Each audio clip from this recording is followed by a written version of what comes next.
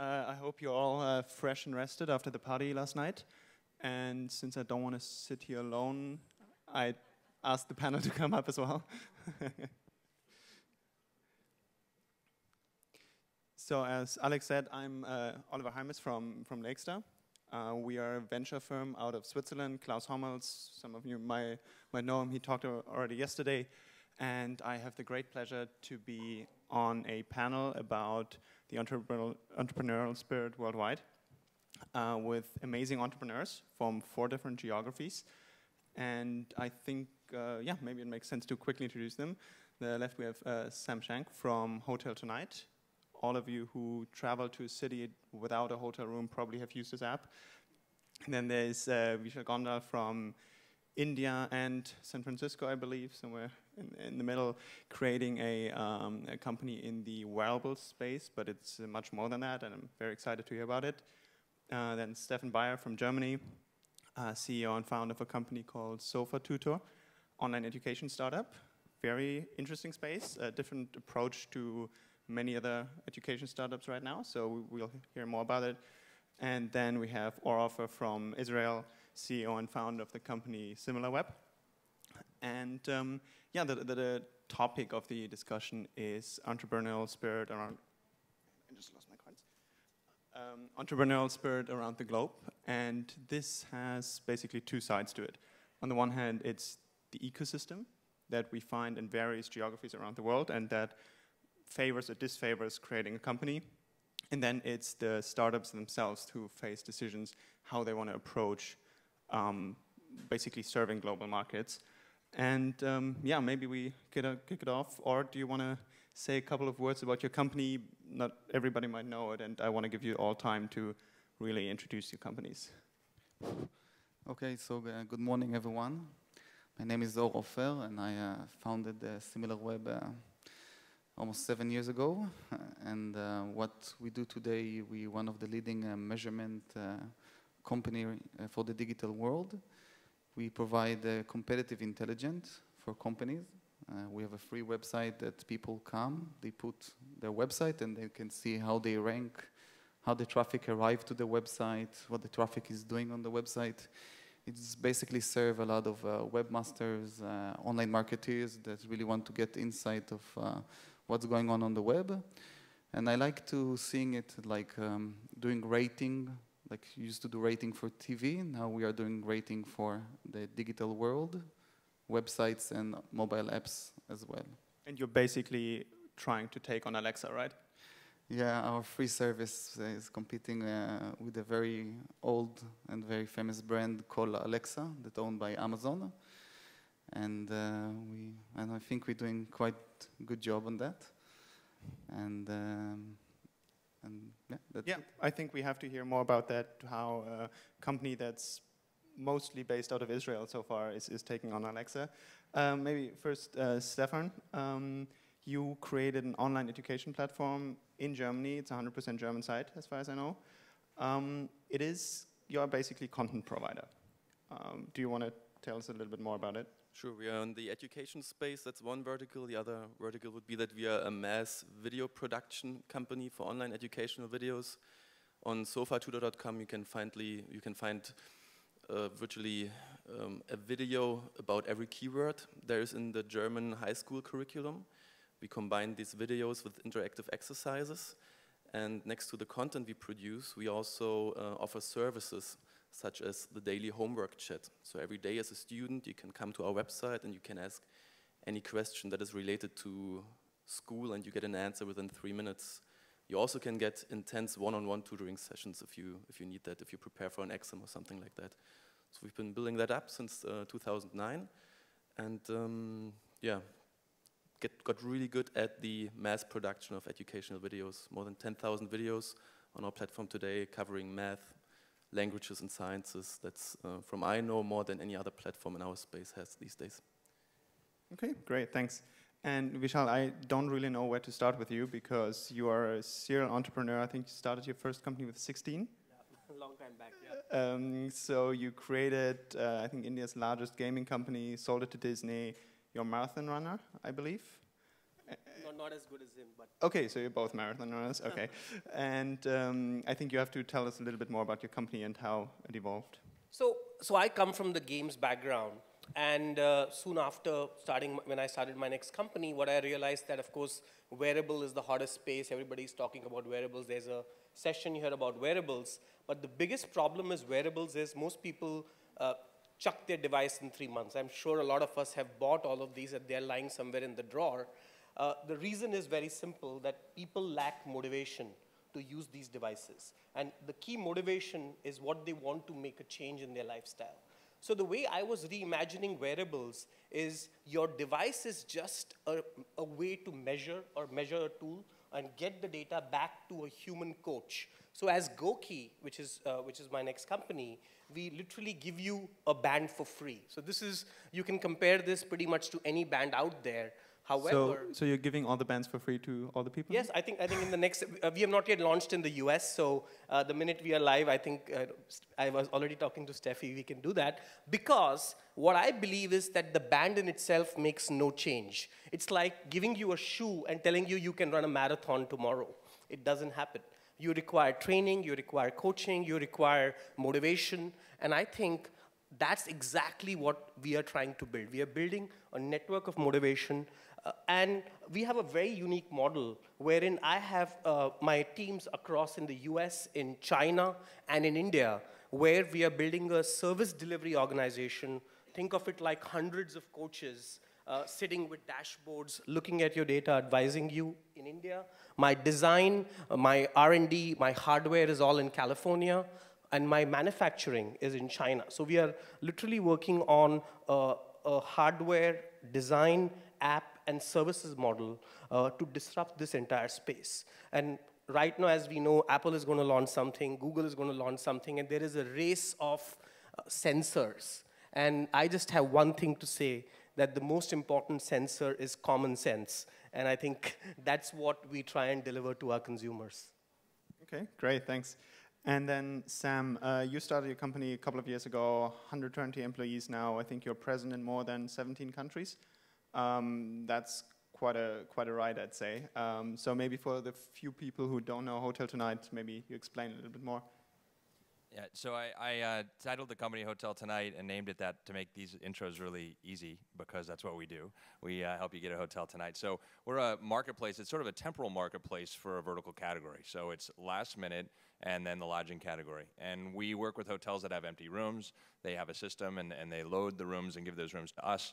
We give them advice on how to price those rooms, and then the best deals for any given night, any given user, any given moment in time will then show up on the app when you turn it on. So we're solving the problem that's a uniquely mobile problem, that I need something right now. I need a place to stay right now, and a basic human need, which is I need shelter. Clothing, food, and shelter being the 3 basic human needs. The way that, the bottom line is that you can save around 30% on average of what you'd pay if you walked into the hotel, because the hotels are motivated to provide discounts on these hotel rooms. And then we make it really easy to book the hotel room by reimagining what the entire booking process and the entire process of choosing a hotel is like for a mobile device. So we only work with great hotels. We personally vet them. If they fall below our standards based on customer reviews, we just stop working with them. And then we make the booking process itself very easy. It's 3 taps and a swipe in 10 seconds, and you're out of the app as soon as we can get you out of there and on with the rest of your night and into a great hotel room. So would you say you're more a friend of your customers, giving them shelter, or the hotels providing them with full rooms? Yes, both. So it's a two-sided marketplace. So it's very important for us to, of course, make our customers happy. And the hard thing in the hotel space is, and the travel space in general, is getting demand. And so we've got to take care of our customers. We have our own vertically integrated customer support team that's really, really good, that can handle these last-minute issues really, really well. But likewise, if we don't take care of our hotel partners, they're not going to give us inventory. And they're not going to take care of our customers, which is going to be sort of the negative cycle that we want to get out of. Instead, it's a virtuous cycle. So we spend a lot of time making sure that what we're doing for hotels is additive and incremental to what they already do. And that's very different than the rest of the industry. The big online travel agencies, whether it's Booking or Expedia, they kind of have an adversarial, competitive type of approach to working with their suppliers, that we've taken the exact opposite approach, which has also worked well for us. Okay, makes sense. Thank you. So I'd love to focus a little bit of time on the whole, like the global understanding of entrepreneurship and how ecosystems have evolved. And you can read Business Insider, Forbes, pretty much every news outlet. Someone has a ranking of the best cities to start a company in. And a couple of cities always show up in the top. Tel Aviv is not necessarily always the first, but among the first three, I'd say. If you ask me, Tel Aviv is the first. Okay, that's why I'm asking no you question now. about it. Yeah. So that's why I'm asking you. I'd love to hear your experiences of rolling out the company in Tel Aviv, because if I read this is one of the easiest and best cities to start a company in, it sounds like it's easy, but I guess it's not. I think it's there's a few aspects why it's easy and it's nice. First of all, we have too much entrepreneurs in Israel, so we are willing to expert some, but basically the entrepreneurial spirit in Israel is very strong, and I think the high-tech community is flourishing there. And the ecosystem is very amazing because, first of all, I think the Israeli society is very open and very communicate with each other. So it's like a small village that everybody know everyone. So you have your people that were you in the army, with you in the college. So if you want to open a startup with your network around you can easily understand who is available, who you can partner with, find the right guys to build a company. And I heard that there's around, I think, 5,000 startups right now active in Tel Aviv, in this small city. I know that we're in the street that we are based, called Rothschild Street, is 2-kilometer street when you have around 400 startups around it. So you walk on the street, you have the coffee shop, the restaurant. It's like going like in your own village, and you know everyone, and everybody's communicating, exchanging information, and I think this is one very big aspect of why it's easy to open a startup in Tel Aviv. Combine that with a very entrepreneurial spirit. And the last information I heard that was, I think, was really funny, that somebody tried to use LinkedIn to understand the situation in Israel, and he found out there are more CEOs in Israel there than companies. So it was good information to know that. Okay, and how, when I would come into the city as a foreigner, and I haven't been in the army in Israel, would it also be easy for me to start a company? Or do you need to be insider to get the right people, get the funding and everything? I think you can find the right people. People will introduce you to the right people. So finding the right people gonna be easy. I think what's going to be hard is to raise the money. From my little experience, raising money is more about building a relationship. Like if somebody give you the money, especially in Israel, he need to know you, he need to feel comfortable. So if you just arrive to Tel Aviv, you will need to spend there sometimes to get to know the investors, the ecosystem, that they can understand that and know your characters, and that they can have the trust that they can invest in you and you can deliver. So I think raising money will be probably the hardest point. Okay, and Sam, I'll play back to you because regularly one of the top spaces in this list is the Valley, and since you are there, I'm making a little bit of a bold statement, but reading about all the high valuations there, the huge sums of money that are invested, knowing that you have raised with your company more than 100 million, which is amazing, it sounds a little bit like it's a walk in the park. But I'm sure you will tell me it's not, building this company and raising the first money, right? Yeah, it was definitely a lot of hard work, and it was an accumulation of not just the hard work of doing Hotel Tonight, but also the 10 years of all of my entrepreneurial experiences, and then before that, almost another 10 years of working in consumer internet companies. And so all the relationships that have been built through that, and then the lessons, the failures, all that knowledge has gone into where we are and where the company is right now at Hotel Tonight. And I think that I think people around the world put Silicon Valley on a pedestal of this amazing ecosystem where everything just is magical, and you just show up with a PowerPoint and you're going to get funded, and then you're going to be trading on a public market pretty soon. So, my personal experience was with Hotel Tonight even, and certainly with my first two companies, is that fundraising was extremely difficult. With Travel Post, which was 10 years ago, I did 9 meetings with the guys that eventually gave me $1 million for our Series A. And that was over a period of 6 months, and we got down to negative $10,000 in the bank account. And I said, hey guys, you can either have the keys to the office or we can do a deal together. So, but it was a long and stressful journey. And with Hotel Tonight, our Series A, we did, I think, about 8 meetings with different VCs that all said, hey, really enjoy what you're doing, really like what you're doing, and then nothing. And they've all sort of, come back and said, we just missed that one. It wasn't obvious to us that last-minute booking was going to be something that consumers were going to embrace. But I went through meetings where I thought that I just nailed it, and I just completely hit it out of the park. And the partners were really engaged.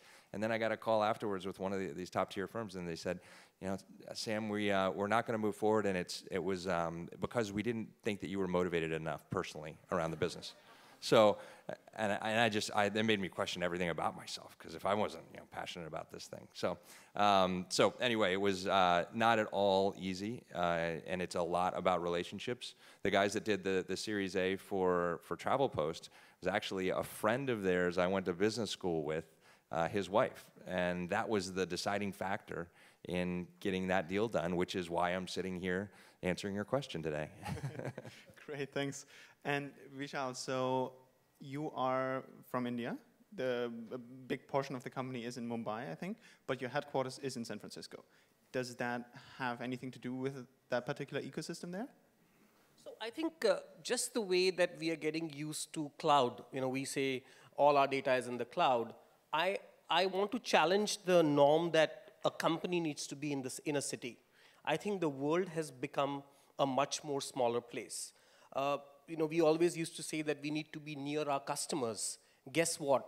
The biggest base of Facebook is right now in India. Android, if you look at the total installation, India, China, the entire segment there is tremendously huge. Indonesia happens to be a very, very big market for what's going on. WhatsApp, they reported some 400 odd million users, bulk of them again using it from emerging markets. So my whole point was that when the dynamics of your customer has changed, it really makes no sense to be limited to one location when it comes to the business. And the way I reimagine it is that we need to go and look at where the best talent is. So when I looked at Silicon Valley, of course, the best engineering and design talent is there. So it made sense for us to be there, rather being in India and trying to hire tier 2 people and trying to get the design done. But, sorry. So although it's so crowded and you're actually competing with a lot of companies for this talent? We are not competing with anybody. I mean, my point really is that talent goes after passion. In Silicon Valley, people are here. People are not people who want big pay packages, let's take those guys aside, but other people are here to work for how passionate you are. And I can tell you, each one of us, people joined us not because of the money we actually had no money. It's because of the passion we had and the vision and the team we were able to put together. So at one end, Silicon Valley got me the best design and best engineering talent, but if I have to build a service organization of coaches, I can't be building it in America. I mean, it's just too expensive. And as we know, whether it is GE or all major companies are using India as a huge base for all kinds of knowledge and business processing. So we are using that talent, and it made complete sense to be and built out this business out of India. But at the same time, manufacturing is a different ballgame, and we need to be in something like Shenzhen for doing that. So I think the best place to build a startup is to be in an airplane. I think that's really what I have to say. And that's where I spend most of my time. So do you think Mumbai could become also a hotspot for your engineering talent at one point? I'm not saying no, but what my point is that go and hire the best talent. Geography is history. Just because you are located in a place, it doesn't mean that you need to look for talent there. I could look for the best talent everywhere, and thanks to all the tools available, you could be collaborating virtually from anywhere and working out. So I think that's really what, and that's really what the new economy is all about. It's about how things are becoming faster by not being intimate in the same space. And with what Facebook is trying to do soon with Oculus, maybe all these guys will be wearing virtual headsets and sitting next to each other. So it'll be a different place. Okay. And I do want to come back to the notion of like distributed teams a little bit later. But first, Stephan, so Berlin is also on the list of like the best places to be, not quite as high as Tel Aviv and San Francisco, but I'd love to hear your like reasoning for being there. As far as I know, you chose the German market to be a starting point and so for the only market. Has that been kind of a strategic decision for you, or is it literally like you love it there and you stay there? For me personally, it was super organical. I just like, as I became an entrepreneur, just from having an idea and inventing something, I also chose Berlin because I lived there and I liked it there. But in general, you can see Berlin changing a lot over the past years. I've been in the scene since 2008, meeting people, going to events, and it's changed a lot. Today it's like in San Francisco or Tel Aviv, you got an email list of events. Every day there's something going on. You can meet and mingle with people, and it became this startup magnet of Central Europe, I'd say, and it's a heaven for early stage startups because you can easily get into the scene, you can meet people. It became very international. Everyone is talking English these days, so that's pretty good. And there's lots of incubators, lots of accelerators, lots of organizations that you can kind of plug into, lots of co-working spaces. Back then in 2008, it was much more German-speaking, much more into e-commerce, German businesses that were founded. So that changed a lot. I don't know about how this is going to evolve, if all these companies are going to grow in Berlin or if they're going to move out, like you've seen a few companies. I guess for this kind of growth stage, we need more growth capital from other countries, from London, from France, from the US as well. But for early stage, it's really a heaven. You see Dutch people, Swedish people, everyone moving to Berlin to start their business there.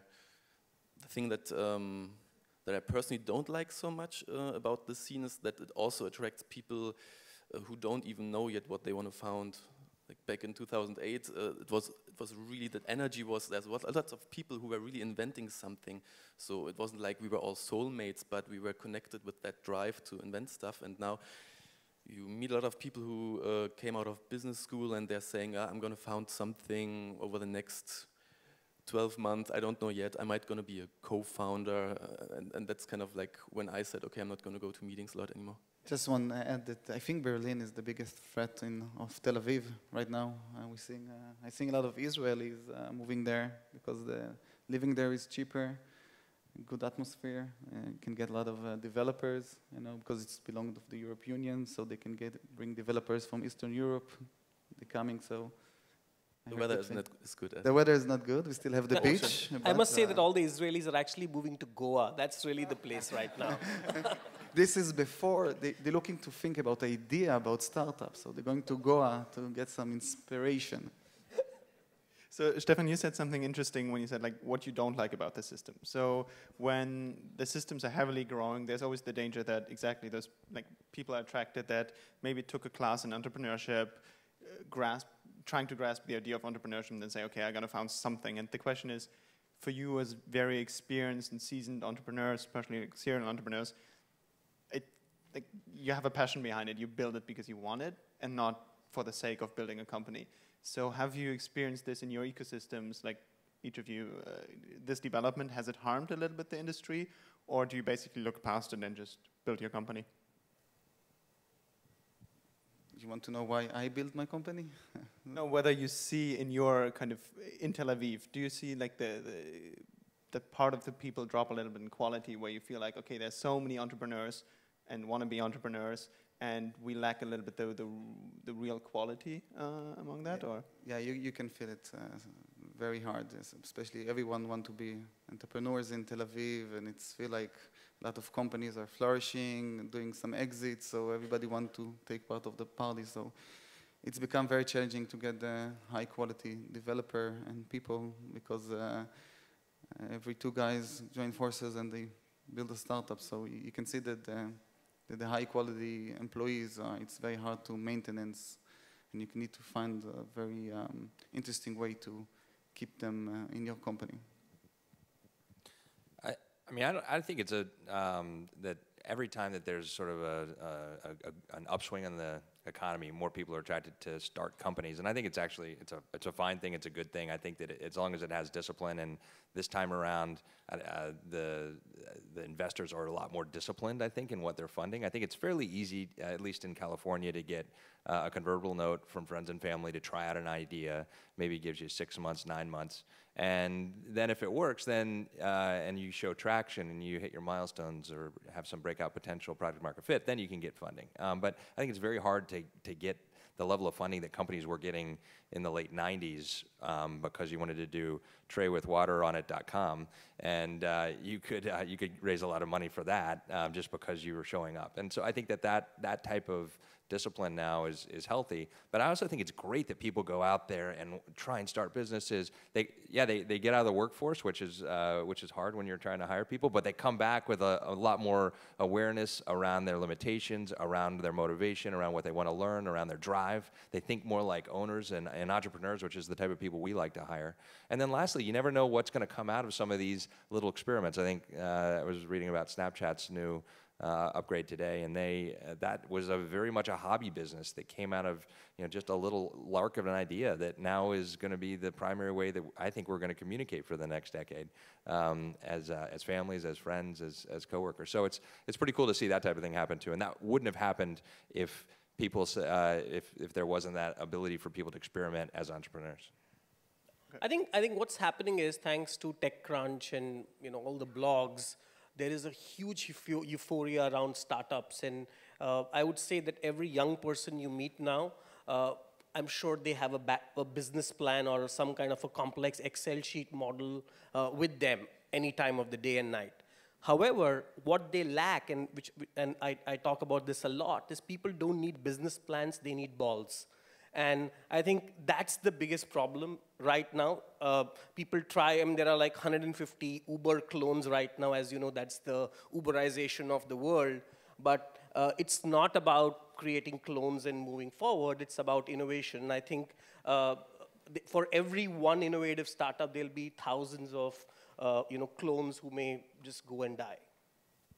It's funny, if you think about it, that this topic of too many founders on the market right now popped up a few times in the conference. I think competition is always good. The only one who's suffering is the venture capitalist because he needs to screen so many more business plans. I guess the unit economics of VCs must change. More analysts per deal because they need to screen so much more business plans. Yeah, you're talking, you understand it, yeah, exactly.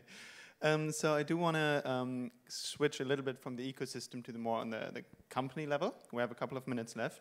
So Vishal, you said basically your office is in the plane and you manage, I think from San Francisco to Shenzhen, is it 15 hours time difference? Roughly, yeah. So for you, it seems like a very strategic decision to use the global nature that you've created to your advantage. Can you share a little bit about that, how that evolved? And then I think afterwards, Stephan is probably very focused on one country, not so much doing this game. And so I'd love to hear a little bit the I think the key reason why it evolved was with our philosophy of we want to work with the best people in that respective field. And I think that's where people start compromising when they are trying to restrict their own geography and saying, because I am based here, I would have all the talent from one place. That was one. The second thing which really worked well for us, we eliminated email. Everybody is on WhatsApp, and people are literally instant messaging each other and chatting. And the company culture is not about writing emails, but pretty much messaging each other and getting things done. So I think that has been very, very effective. And last but not the least, I think one other thing which has really worked out very, very well for us is making sure that our standards when it comes to quality are at the highest. I think we make sure that all our teams the benchmark is very, very high for them to deliver, which is why they are all passionately working together to get the product out. So I think that's really, it's basic stuff, but that's what we've been able to manage to do. Great. And Stephan, your experience of basically you have one office. Have you ever thought about going to a different market, creating content for a different market, and what kind of implication it would have for your business? Actually, I'm thinking about internationalizing the business every day. But from a logical point of view, being in the kind of digital publishing business and in education, that's more one of the hardest things to do to localize education. Still, we have a team working on that. But to me, it's also a kind of a philosophy to say, let's be strong in the German market first. Let's own a big stake of the German market, and then go international. That's not. It's like running a marathon. You don't want to overpace in the beginning. You want to find the right speed and then move on. Okay. And Sam, I think for you, it's a little bit the other way around. The more countries you conquer, the more hotels you have to serve your clients. Or is this? Yeah, you know, it's we originally expected this to be a much more local type of business. This was we launched in the era of Groupon, so it was city by city by city. But what we found is that it's people want to use us not only for where they are, but also where they travel. So when we add more nodes to the network, it makes it more powerful as a product and as a service. So there's more use cases, which brings people back more and more. So we wanted, we started expanding much more rapidly than we originally projected, and that included going to Europe much more quickly within a year of launching. So we've been there for about 2 years. And then we've used London, and we have an office of 15 people, account managers there, that are signing up hotels, market managers, that are then signing up hotels in Europe. And then we've also been expanding to Latin America, and doing that at a measured but fairly aggressive pace for the size of an age of our company. But we have aims on being a global travel brand, the next great online travel brand, the first mobile travel brand. And to do that in a world that is, all the borders are coming down with all the tools that we're building here in this, that the people in this room are building, it's important for us to be everywhere that people are, which is not just in a set of countries, but is literally around the world. Thanks. So we're pretty much out of time. One last question I have, because DLD chose New York as their hotspot this year, and I believe next year as well. So do you have thoughts on... Sorry? Okay. So I think, or you have a little bit of thoughts on New York. I heard something there. Yes, basically we're dreaming to open office here for more than a year, and we always postpone that. But I'm pretty sure that by the end of this year we're going to have a New York office already. Right now our headquarters is in Tel Aviv, and we have a London office and a Germany office. And we'll be able to do pretty good job finding the right talent in Tel Aviv and basically support all the customer sales, upsells, everything doing from Tel Aviv. And so we always want to grow more faster, but it was working very well to maintain everything from Tel Aviv. But New York, you know, is the center here to going into the US market. So we're probably going to have no options to be here very, very soon. Cool. Any other thoughts on New York, or you're very content with? All I can tell you is that outside of India, the best Indian food is in New York, and that's why I keep coming here all the time. I think it's just because of all the food here and the amazing people and the energy which keeps me energized and charged.